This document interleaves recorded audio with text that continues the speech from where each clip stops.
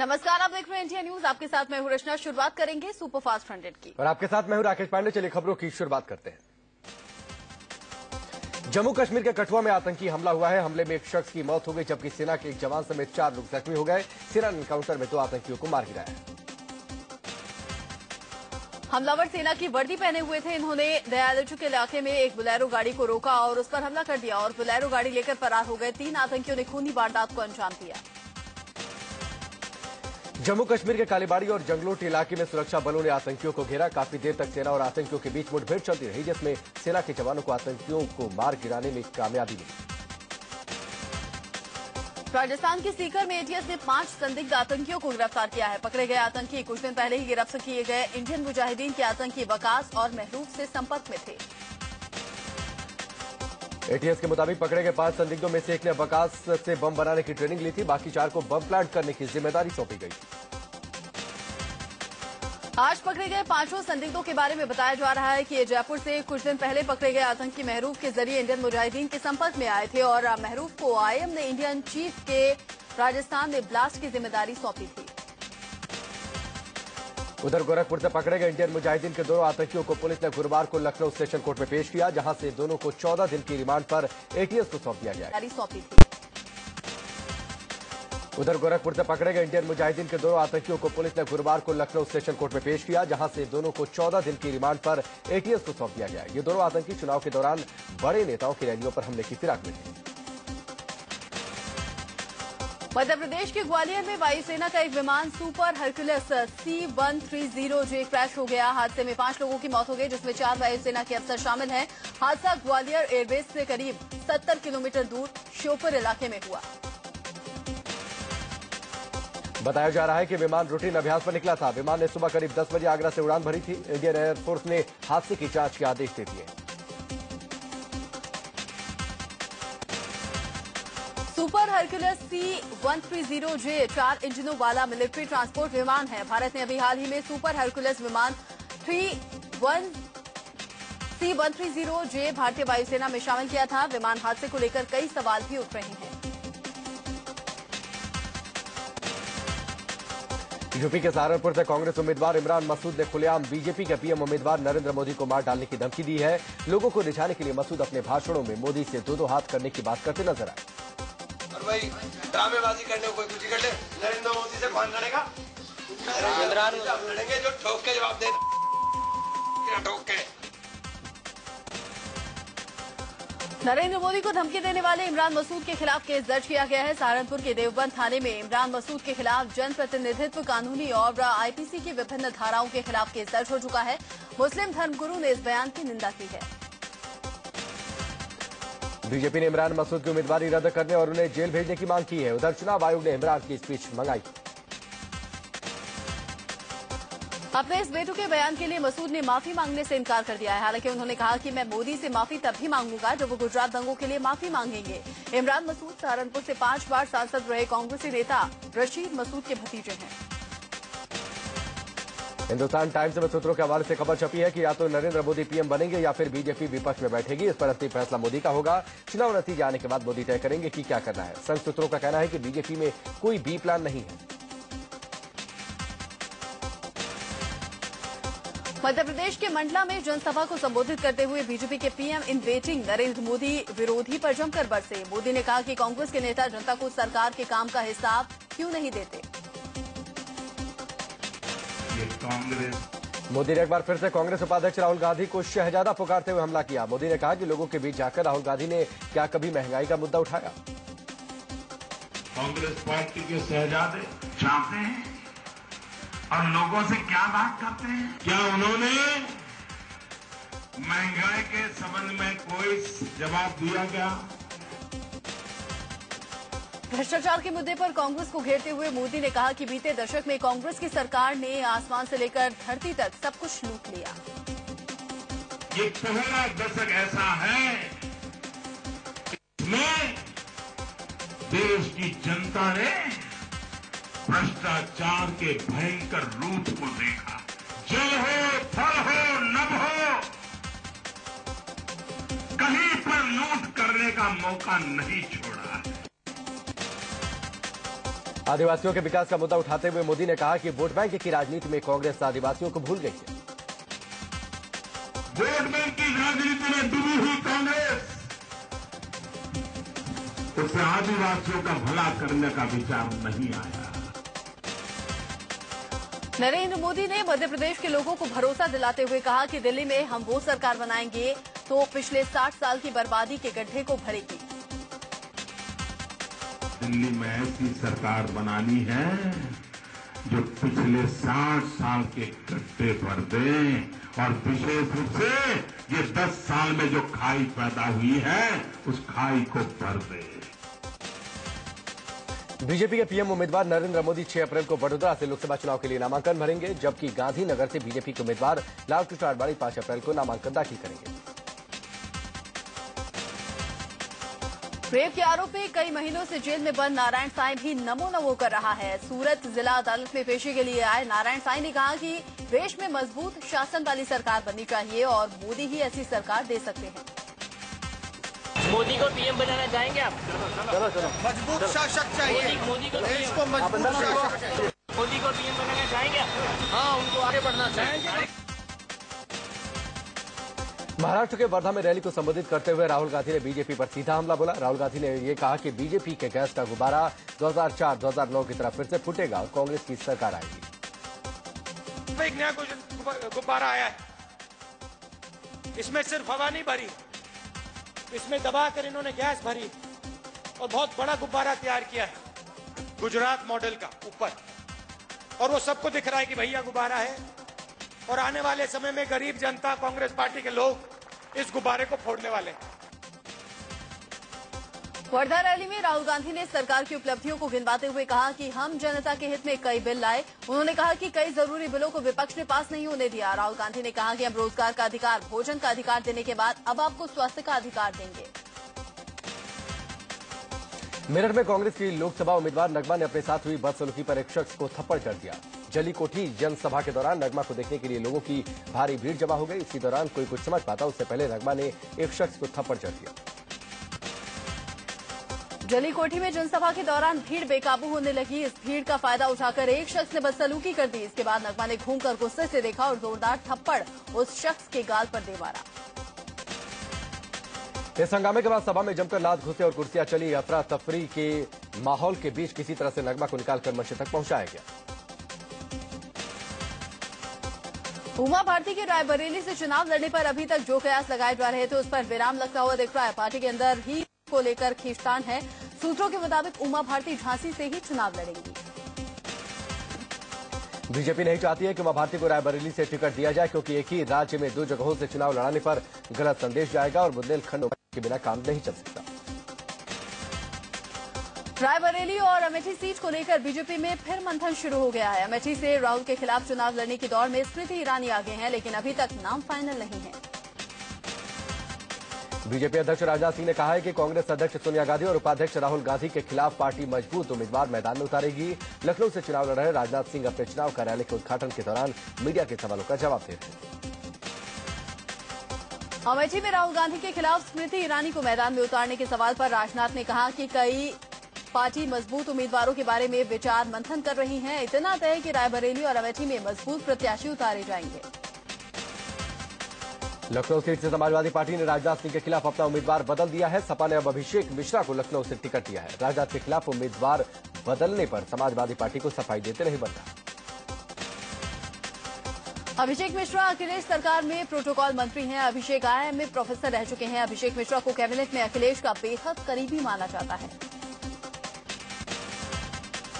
Samajwadi party ने इससे पहले लखनऊ से अशोक वाजपेयी को उम्मीदवार बनाया था। अशोक वाजपेयी समाजवादी पार्टी का वरिष्ठ नेता रहे हैं। सबसे खास बात यह है कि समाजवादी पार्टी ने अशोक वाजपेयी के नाम का ऐलान साल भर पहले ही कर दिया था। समाजवादी पार्टी के कद्दावर नेता और यूपी सरकार के वरिष्ठ मंत्री आजम खान ने बीजेपी के बागी नेता जसवंत सिंह को एसपी ज्वाइन करने का न्यौता दिया है। आजम ने जसवंत सिंह की तारीफ करते हुए कहा कि सही व्यक्ति गलत पार्टी में था, अगर वो आना चाहे तो उसके लिए सपा के दरवाजे खुले हैं। मुख्यमंत्री पद छोड़ने के बाद भी सरकारी आवास खाली नहीं करने पर अरविंद केजरीवाल को पीडब्ल्यूडी ने नोटिस भेजा है। केजरीवाल को अब 85,000 रुपए महीने की दर से किराया जमा करने को कहा गया है। केजरीवाल को दिल्ली के तिलक लेन इलाके में सरकारी घर मिला था, लेकिन 14 मार्च को सीएम पद से इस्तीफा देने के बाद भी केजरीवाल ने घर नहीं छोड़ा। उन्होंने बच्चों की परीक्षा का हवाला दिया है। पार्टी की तरफ से कहा गया है कि केजरीवाल नियम के मुताबिक किराया चुकाएंगे। आम आदमी पार्टी के नेता अरविंद केजरीवाल आज से 3 दिन के हरियाणा दौरे पर हैं। केजरीवाल ने बादली में रोड शो भी किया। आम आदमी पार्टी में टिकट को लेकर बवाल जारी है। यूपी की फूलपुर सीट से कैंडिडेट बदलने की मांग को लेकर मुस्लिम महिलाओं ने इलाहाबाद में आप नेता संजय सिंह की प्रेस कॉन्फ्रेंस में जमकर हंगामा किया। संजय सिंह के सामने ही महिलाओं ने घंटों बवाल किया। इन महिलाओं का आरोप है कि आम आदमी पार्टी ने पैसे लेकर फूलपुर सीट बेच दी है। इनका यह भी आरोप है कि दूसरे दलों की ही तरह आम आदमी पार्टी ने भी टिकट वितरण में अल्पसंख्यकों की अनदेखी की है। संजय सिंह ने इन आरोपों को बेबुनियाद बताया। शाजापुर में भी आम आदमी पार्टी में टिकट को लेकर बवाल मचा हुआ है। यहां से रीता सिंह को टिकट दिए जाने से नाराज कार्यकर्ताओं ने केजरीवाल का पुतला फूंककर विरोध प्रदर्शन किया। गुस्साए कार्यकर्ता केजरीवाल के खिलाफ व्यापक प्रदर्शन की चेतावनी दे रहे हैं। दिल्ली हाईकोर्ट ने कांग्रेस और बीजेपी को मिलने वाले विदेशी चंदे की जांच का आदेश दिया है। आम आदमी पार्टी के नेता प्रशांत भूषण की अर्जी पर हाईकोर्ट ने आदेश दिया। बीजेपी की ओर से वाराणसी में हर हर मोदी के नारे का इस्तेमाल किए जाने के खिलाफ कांग्रेस ने चुनाव आयोग का दरवाजा खटखटाया है। कांग्रेस ने कहा है कि धर्म का इस्तेमाल आचार संहिता का उल्लंघन है। कांग्रेस ने आयोग से बीजेपी की मान्यता खत्म करने की मांग की है। बिजनौर से आरएलडी उम्मीदवार जयप्रदा पर अपने स्वागत के लिए महिलाओं को पैसे देकर बुलाने का आरोप लगा है। कई महिलाओं ने माना कि उन्हें स्थानीय नेताओं ने पैसे देकर बुलाया था। मुझसे महिलाएं हाथों में गुलदस्ते लेकर वहां पहुंची थी।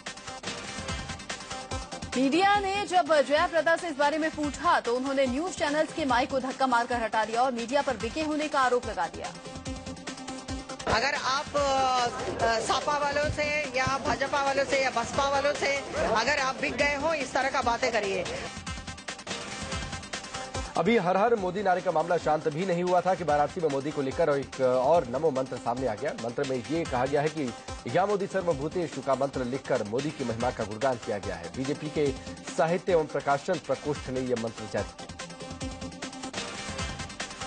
एसपी मुखिया मुलायम सिंह यादव के नाती तेज प्रताप यादव ने मैनपुरी में चुनाव प्रचार की कमान संभाल ली है। यहां से खुद मुलायम चुनाव लड़ रहे हैं। मुलायम ने तेज प्रताप को मैनपुरी लोकसभा का प्रभारी बनाकर चुनाव प्रचार की कमान उन्हें सौंपी है।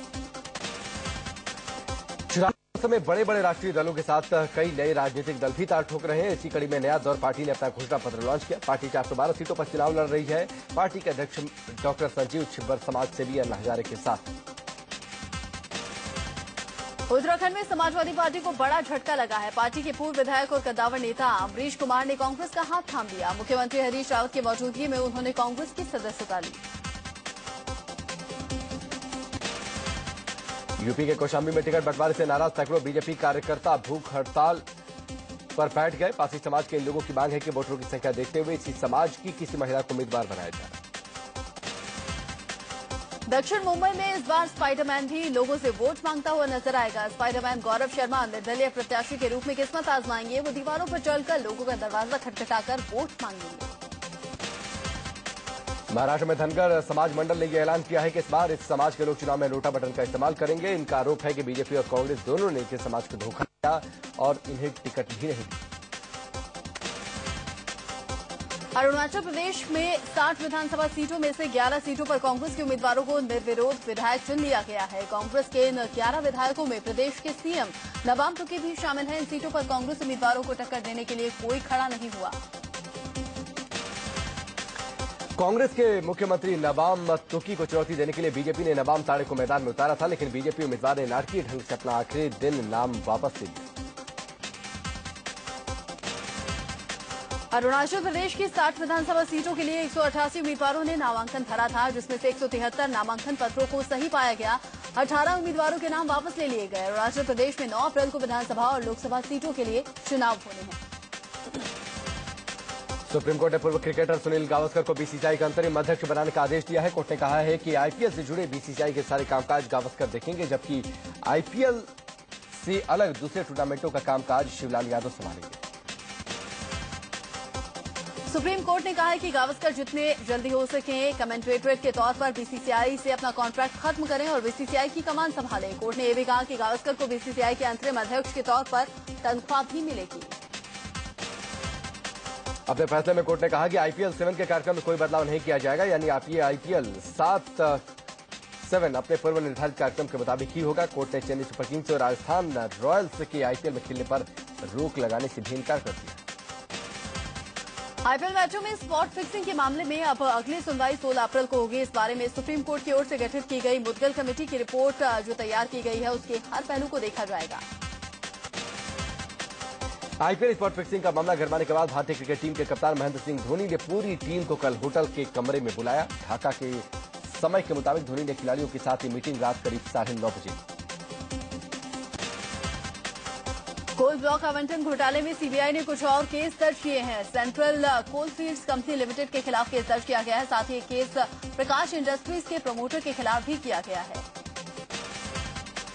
1993 के दिल्ली बम धमाकों के दोषी आतंकी भुल्लर को बड़ी राहत मिल सकती है। सुप्रीम कोर्ट में केंद्र सरकार ने भुल्लर की फांसी की सजा उम्र कैद में बदलने पर सहमति जता दी है। अब सुप्रीम कोर्ट सोमवार या मंगलवार को इस पर फैसला सुना सकता है। केंद्र सरकार ने सुप्रीम कोर्ट में कहा है कि अब वो भुल्लर की मौत की सजा के पक्ष में नहीं है, क्योंकि 18 साल की देरी हो चुकी है। आतंकी भुल्लर ने खराब मानसिक हालत का हवाला देते हुए सुप्रीम कोर्ट से फांसी की सजा को उम्र कैद में बदलने की मांग की थी। राजधानी दिल्ली एक बार फिर से तैयार हुई है। गांधीनगर इलाके में रहने वाली 26 साल की महिला ने 2 लड़कों पर गैंगरेप का आरोप है। पुलिस ने महिला का मेडिकल करवाकर दोनों आरोपियों को गिरफ्तार कर जेल भेज दिया।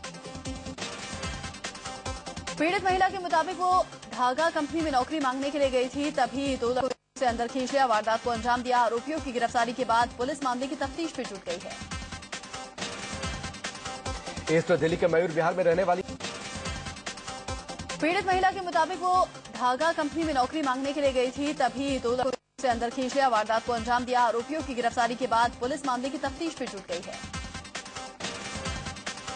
ईस्ट दिल्ली के मयूर विहार में रहने वाली एक महिला ने अपने पति पर संगीन आरोप लगाया है। महिला ने बताया कि उसका पति मारपीट कर आरोपी सांसद धनंजय सिंह के खिलाफ किए गए केस को वापस लेने का दबाव डाल रहा था। महिला ने धनंजय सिंह पर गंभीर आरोप लगाया।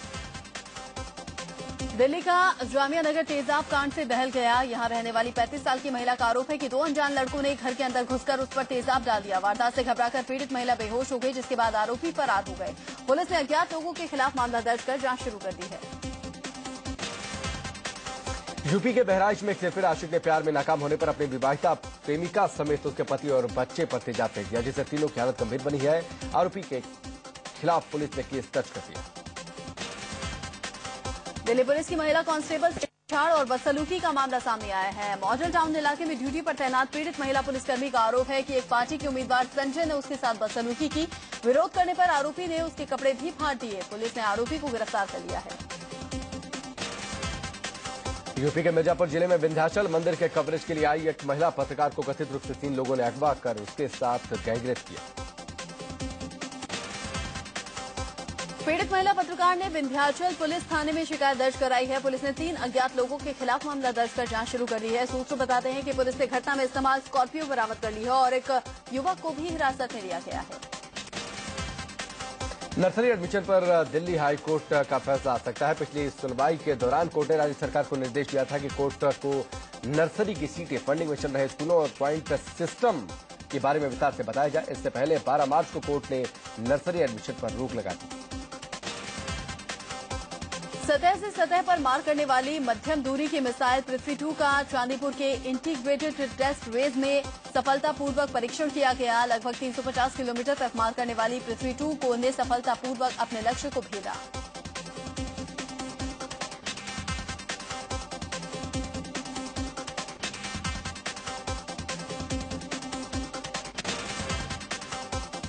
पृथ्वी 2 350 किलोमीटर तक 500 किलोग्राम विस्फोटक ले जाने की क्षमता रखती है। इसकी वजन क्षमता को 1000 किलोग्राम तक बढ़ाया जा सकता है। Integrated guided missile development program के तहत विकसित की जा रही 5 मिसाइलों में से पृथ्वी महत्वपूर्ण मिसाइल है। विश्व स्वास्थ्य संगठन ने भारत को आधिकारिक रूप से पोलियो मुक्त राष्ट्र घोषित कर दिया है। भारत में पिछले 3 साल से पोलियो का कोई मामला सामने ही नहीं आया। इसके लिए उसे पोलियो मुक्त राष्ट्र घोषित किया गया है।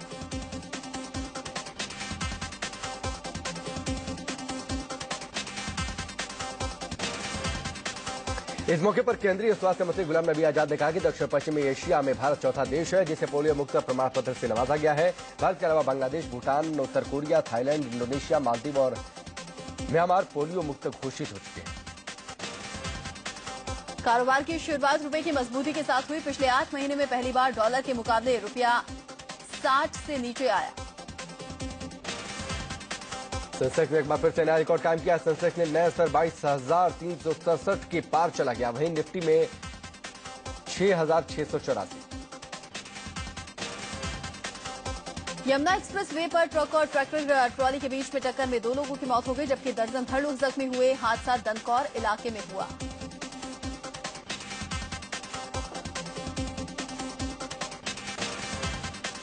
यूपी के सुल्तानपुर में बीती रात ट्रक और बोलेरो के बीच भिड़ंत में दर्दनाक तस्वीर सामने आई। टक्कर में 2 लोगों की मौत हो गई, जबकि 8 लोग घायल हो गए। बोलेरो में सवार लोग लखनऊ से वापस लौट रहे थे। सुल्तानपुर में हनुमान बाजार के पास एक बाइक सवार को बचाने के चक्कर में बोलेरो का बैलेंस बिगड़ा और वो ट्रक से जा टकराया। बाइक सवार शख्स भी बुरी तरह से जख्मी हुआ। बिहार के हाजीपुर में बस पलटने से 4 लोगों की मौत हो गई, जबकि कुछ लोग घायल भी हो गए। मरने वाले सभी यात्री नेपाल के बताए जा रहे हैं। पटना जा रही थी ये बस तभी हादसे का शिकार हुई। दिल्ली से सटे गुड़गांव में सेक्स रैकेट का भंडाफोड़ हुआ है। यहां के सेक्टर 31 में स्पा की आड़ में सेक्स रैकेट चल रहा था। पुलिस ने 6 लड़कियों को गिरफ्तार किया है। गिरफ्त में आई लड़कियों में से 4 नेपाल की हैं। पुलिस ने इन सबको गिरफ्तार कर इनका मेडिकल करवाया और मजिस्ट्रेट के सामने पेश कर जेल भेज दिया। नोएडा के सेक्टर 22 में एक मकान से 2 लाशें मिलने के बाद सनसनी फैल गई। एक लाश महिला की है, जबकि दूसरी पुरुष की है। दोनों की गला रेतकर हत्या की गई है। दोनों एक ही परिवार के हैं। पुलिस इस हत्याकांड को प्रॉपर्टी विवाद से जोड़कर देख रही है। लखनऊ के अलीगंज इलाके में सिरफिर एक युवक ने नशे की हालत में एक लड़की की चाकू से गोद कर हत्या कर दी। बताया जा रहा है कि एक युवक ने प्रेम प्रस्ताव ठुकराने से गुस्सा होकर इस वारदात को अंजाम दिया। दिल्ली पुलिस ने अवैध हथियारों की सप्लाई करने वाले गिरोह का पर्दाफाश किया है। पुलिस ने गिरोह के 7 सदस्यों को गिरफ्तार किया है। इनके पास से बड़ी संख्या में अवैध असलहे बरामद हुए हैं। पकड़े गए बदमाशों की हत्या के कई मामलों में तलाश चल रही थी। पंजाब के रायकोट में पुलिस ने एक महिला समेत 5 लुटेरों को गिरफ्तार किया है। इनके कब्जे से रिवॉल्वर और कारतूस भी बरामद किए गए। ये गिरोह लूटपाट और हत्या के कई मामलों में। इंदौर के मारोठिया बाजार में एक दुकान में भीषण आग लग गई। आग की लपटें इतनी तेज थी कि थोड़े ही समय में 4 मंजिला दुकान जलकर खाक हो गई। मौके पर पहुंची फायर ब्रिगेड को आग पर काबू पाने में 3 घंटे लग गए। पद्मश्री और अर्जुन अवार्डी तीरंदाज लिम्बाराम ठगी का शिकार हो गए हैं। सस्ती जमीन दिलाने के नाम पर एक शख्स ने लिम्बाराम से नकदी और उनका पद्मश्री अवार्ड तक झटक लिया। पुलिस अब इस मामले की जांच कर रही है। कानपुर से गंगा के रास्ते तैराकी के विश्व रिकॉर्ड के लिए निकली 9 साल की नन्ही जलपरी श्रद्धा शुक्ला का फतेहपुर पहुंचने पर जोरदार स्वागत हुआ। ये जलपरी 280 किलोमीटर की दूरी तय करेगी। गुजरात के पाटन में रिहायशी इलाके में घुसे तेंदुए से हड़कंप मच गया। तेंदुए ने 9 लोगों को घायल कर दिया। बाद में वन विभाग की टीम ने ट्रैंक्विलाइजर से बेहोश कर तेंदुए को जंगल में छुड़वाया। मतदाताओं को जागरूक करने के लिए चुनाव आयोग ने कानपुर में वोट मैराथन दौड़ का आयोजन करवाया है। मैराथन दौड़ ग्रीन पार्क स्टेडियम से शुरू होकर फूलबाग मैदान तक पहुंची, जिसमें बच्चे, बुजुर्ग और महिलाओं ने भी हिस्सा लिया। T20 world cup match Bharat का मुकाबला मेजबान बांग्लादेश से है। भारतीय समय के अनुसार मैच शाम 7 बजे से शुरू होगा। इससे पहले हुए 2 मैचों में भारत ने पाकिस्तान और वेस्टइंडीज को मात दी है। मलेशिया के लापता विमान मामले में एक बेहद चौंकाने वाली खबर सामने आई है। एक अखबार के मुताबिक अमेरिका ने विमान में सवार एजेंटों की मदद से ड्रोन को नियंत्रित करने वाले कमांड एंड कंट्रोल सिस्टम को पाने के लिए विमान को हाईजैक किया था। अर्जुन कपूर को 29 मार्च को ऑर्गेनाइज होने वाले अर्थ आवर का ब्रांड एम्बेसडर बनाया गया है। अर्थ आवर इनिशिएटिव के तहत देश के लोगों से शनिवार को शाम 8:30 बजे से 9:30 तक लाइटें बंद रखने की जाएगी। बॉलीवुड अभिनेता ऋतिक रोशन फ्लोरिडा के टैंपा बे में होने वाले आईफा अवार्ड समारोह में 15वें सीजन में डांस करने वाले हैं। मुंबई में हुए एक प्रेस कॉन्फ्रेंस में ऋतिक ने इस बारे में विस्तार से बात की। उनके साथ बॉलीवुड की कई हस्तियां भी मौजूद थी। बॉलीवुड की सबसे हॉट जोड़ी एक बार फिर से चर्चा में है। रणबीर कपूर और कैटरीना कैफ को लेकर ताजा खबर है कि ये जोड़ा 2015 में विवाह के बंधन में बंध सकता है। सूत्रों के हवाले से खबर है कि रणबीर भी शादी के लिए तैयार हुए। डायरेक्टर तनुश्री चटर्जी बासु की आने वाली फिल्म पुरानी जींस का नया गाना रिलीज हो गया है। फिल्म 1 मई को रिलीज होनी है।